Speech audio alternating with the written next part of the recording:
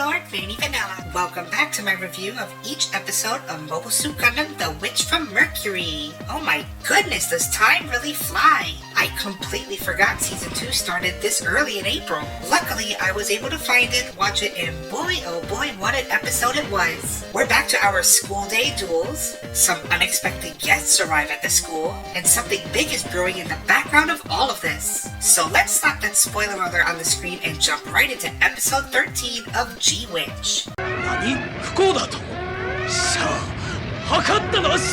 We pick up just 2 weeks after the incident at Plant Keta. A lot of people were wondering if there was going to be a time skip. We kind of got one, just 2 weeks. We're back at the school during makeup exams, and by makeup exams, I mean duels. I'll explain that in a little bit, but first we have to talk about the first character we see in this, Ellen Saris. Or should I say, Ellen number 5. As eccentric and flamboyant as ever, he will be presiding over this duel. Joining him in the observation room is a whole plethora of familiar faces in new places, including 2 of our snaggletooth characters seen here, Felsi Rollo and Renee Costa. Even Sabina is there looking as great as usual. Of course, the couch potato and thigh-highs herself, Cecilia, is also there and stirs the pot before Ellen gains control of the room. Such a devilish smile. We get a look at the challenger in this duel, Ebony Boas, piloting the Azrawan? Weird name. A bulky, demi-looking mobile suit. Not sure if this is a part of the Burian Company, but I'm digging the 30-minute missions look. He is going up against none other than the holder herself, Suletta Mercury, in the rebuilt Ariel. Not crazy of the name, but it could have been worse. It could have been named Gundam Gusian Rebake Full City. Gosh, that's such a mouthful. Thankfully, to Suletta, the Ariel is the Ariel. The duel begins and we see the Azrawan attach some kind of armor shield to its chest. Why didn't it just launch like that to begin with? Because it's cool looking, that's why. Ebony is in this fight for all the wrong reasons. He of course is after Miorine, much like many of the other simps. However, this close quarters mobile suit is no match for the Ariel and is easily dispatched. But Suletta doesn't have time to celebrate. Another duel is coming up next. It's like a WWE gauntlet match. Why is this happening? Remember how the area was damaged and we had a little break from the duels? Well, now Suletta has to make up those duels that were scheduled. She's in this for 4 more fights. This is a nice little buffet for us mobile suit fans. The second battle is against the strange love child between the Kiana and the Zagok. No idea of its name, but I do like the beam rotors. Nice callback to Victory Gundam technology.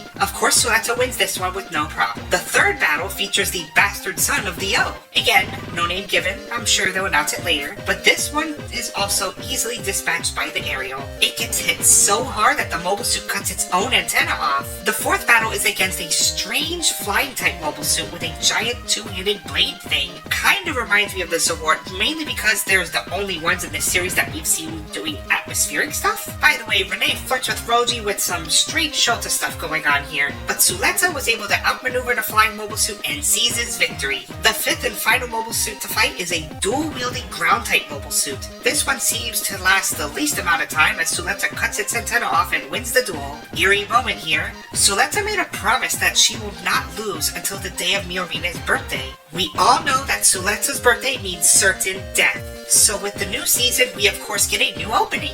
The song is pretty good, and the sequences are really not much to write home about. No new characters are introduced, but we do see a glimpse of my boy Guel. Holy crap, he looks like he's spiraled worse than when we left off with him. I can't wait to catch up with him to see what's going on. Another interesting sequence is the silhouette of possibly child Suletta, or perhaps one of the dead Suletta clones. We still don't have an answer to what exactly Suletta is. This season is going to have a lot of explaining to do with the loose ends during Season 1. After the opening, we return to the school to find out they're having an open house to accept new students. Just like any open house, would-be students will see what the school has to offer during a 3-day festival-like atmosphere. But all of this fun stuff has a shadow looming over our Gundam employees. Just 2 weeks ago, they were in Plant Keta during the terrorist attack by the Dawn of Fold. The media reported it as an accident. So clearly, the Benneret group used its strength to make it a cover-up. Our favorite hot-headed racist Choo-Choo wants to fight whoever it was that attacked. I can't wait to see the shock on her face when she finds out Earthians are the terrorists. The event was so traumatizing that Lilika and Ohelo are still in shock from what happened. Their reaction is probably the same as Yuri fans not expecting the end of Season 1. Speaking speaking of trauma, we catch up with Miorine watching her sedated father in an intensive care unit. His spinal injury has a long road for recovery. You'd think after all that she went through with him, she would show some kind of compassion, but still, she calls him a lousy father. Again, I'm pretty sure this is her love language, but she's a weird one. That's all we get to see of Miorine until the end of the episode, so I guess we'll find out later about her feelings for bloody Suletta. Now we get to the meat of the series. War is brewing behind the curtain. Shadiq briefs the Benara Group board about the Dawn of Full. Boneri, one of the creepy pale ladies, questions as to how the terrorists were using Jaturk model mobile suits. Remember the Desalters? Despite wanting to find out who made these purchases, Nugan only cares about how responsible Jaturk is. We then see who's running Jaturk. Guel's brother, Lauda Neal, doing his best Karma impression. Shadiq continues to explain that the terrorists also have 2 Gundams. This infuriates Sirius not only because of the Gundams, but because of the attack, the near death of Delling, and even the death of Vim. These actions are unforgivable and an entire fleet is launched towards Earth. The key words here is that Sirius uses discreet but swiftly. Little does he know, all of this was set up by his own son Shadiq, and his plan to break apart the Benara Group and seize power. Everything seems to be according to plan for Shadiq, who's shaping up to possibly be the main baddie of the series. After talking to his father and some classmates, he mentions he sent those 2. Who exactly? Just wait for it. Going back to Suletta, she is on a phone call with Lady Prospera, and it's not looking good on the Miorine front. Due to an investigation, she has not been able to contact Miorine since the greatest Gundam slap in Gundam history. Suletta questions if there was a better way to have done it, but Lady Prospera reassures her this was the only way. Had she not acted, Miorine and Delling could have been killed. She's right. The guy had a gun pointed right at them. Nothing was gonna stop them, except for a Gundam slap. So back to Earth House, Nika is startled by Suletta wanting to speak to the Ariel. Some girl talk between friends happens until we get 2 uninvited guests. Sophie and Norea. What could they possibly be doing here? Sophie immediately christens Suletta with the title Big Sis, and the 2 want to join Earth House. Looks like they're a part of the school open house, so it's only natural to Earthian terrorists, of course they're in disguise, will join Earth House. By the way, just how insane is Sophie? She brought with her her raggedy stuffed animals who are also her family. Her mom, her dad, and 2 sisters. Yes, I'm sure I'm supposed to feel sorry and look deeper into this, like, oh, this must have been her family before they were killed by those evil Spacians. Let me emphasize by saying I do not care. I do not care for either Sophie or Norea and wish the absolute worst for them. So here's where things get a little more interesting. Nika confronts Norea as to why she's even here. They're even registered under a fake corporation, which turns out Nika is also registered under a fake company. All of this was set up by Shadiq himself for his own personal gain. Unfortunately, Nika gets no answers from Norea, and instead she gets a death threat, a knife pushing against her. Nika is given an ultimatum.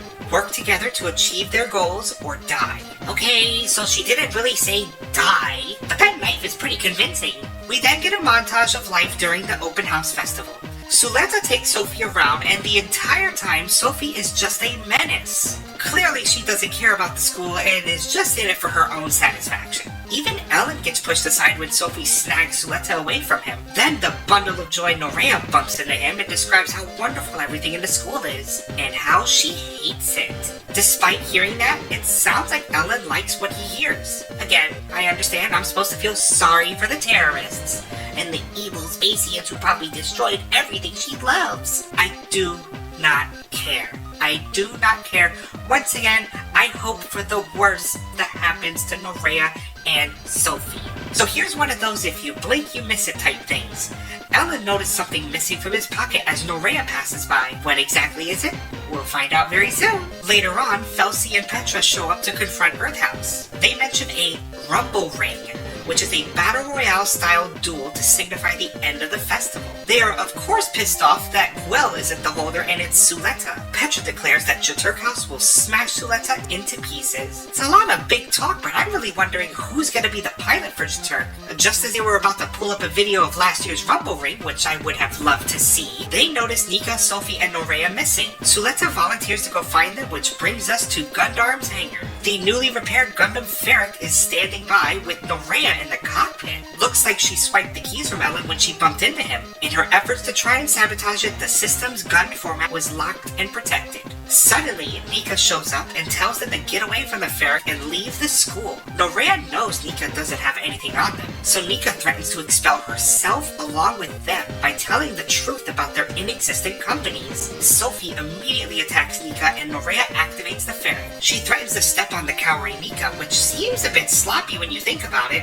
How do you explain the Ferric turned itself on and it just steps on her? Anyway, so just as Nika was about to be squashed, Suletta swoops in on her Haro bike and rescues her from a squishy death. After another attempted stop by Norea, Sophie calls out Norea that she can't just kill Suletta, which tells me they might need her for something later on. Norea justifies her actions under the assumption that Nika could have told everyone about their secrets. Suletta then challenges Norea to a duel with the stakes of not harming Nika. Because they are students, they must abide to the rules of the school. Sophie laughs at the idea as duels are nothing but games with no death involved. So Sophie accepts on behalf of Norea. She wants to show Suletta that Gundams are machines made for violence. Now, before we get to the stinger at the end of this episode, we need to talk about this ending sequence. Suletta is seen torn between Miorina and the aerial, which the Gundam eventually ends up stabbing Suletta in the chest and thus transforming her. Oh, and yes, for you Yuri fans out there,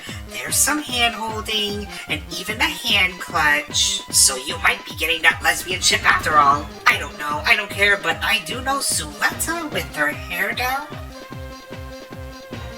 She's looking pretty cute, huh? Whoa. Oh, shut up, it's just a cartoon. Alright, so on to the stinger at the end of the episode. We see Miorina looking at the charm Suletta gave her. Lady Prospera shows up and Miorina immediately asks why she made her daughter kill the terrorist. Lady Prospera, who did nothing wrong, makes a valid point that it saved her and Delling's life. She then asks a favor from Miorina and hands her a device. It reads, Quiet Zero Concept. She wants Miorina to take over the development of this project. It hints that it's going to rewrite the gun format's network into a world without war. That's all we get. Another question that needs to be answered, just what exactly is Quiet Zero?